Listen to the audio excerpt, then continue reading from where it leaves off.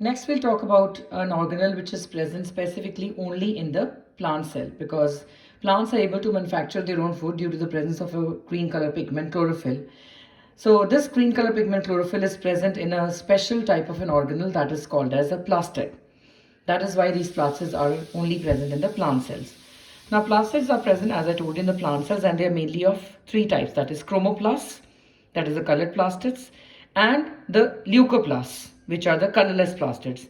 In chromoplasts also, the green colored plastids are called as chloroplasts because they are associated with the green pigment called as chlorophyll.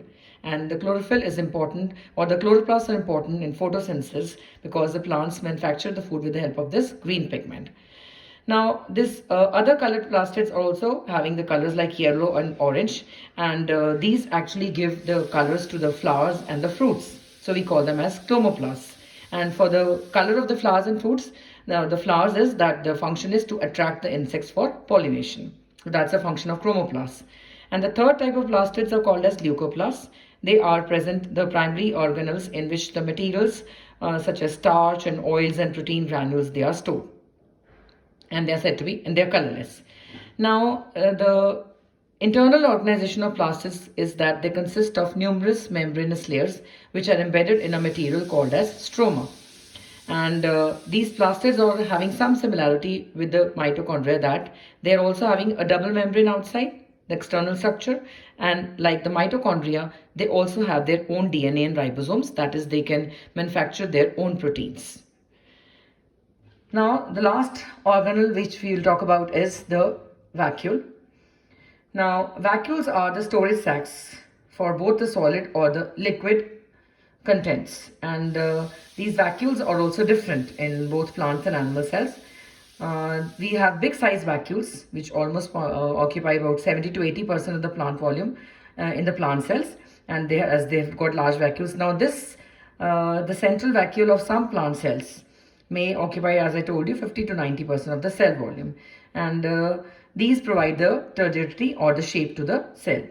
In plant cells, what do the vacuoles contain? They are full of cell sap, okay, that liquid content, as I told you, and they provide turgidity and rigidity to the cell. And many substances of importance in life of the plant are also stored in vacuoles. For example, the amino acids, the sugars, various organic acids, and some proteins. In single cell organisms like amoeba, the food vacuole also contains the food items that the amoeba has consumed, as we talked about earlier, that the amoeba engulfs the food with the help of a process called as endocytosis, and that food vacuole is then containing the food particle. There are certain specialized vacuoles also which play important roles in expelling the waste materials and some waste from the cell, and they are called as contractile vacuoles. As in amoeba, we talked about that when the waste materials are produced because of the biochemical activities, so it forms the form of vacuole which comes to the surface of the plant, that is the plasma membrane, and then the vacuole bursts and we expels the waste outside, and we call it as the contractile vacuole. So we've seen that the various organelles of the cell, they are having different structures and different functions, and there is division of labor. Also, we talked that the cells, various types of cells are there performing various functions. The cell is the fundamental structural and functional unit of life, or we also call it the basic functional unit of life.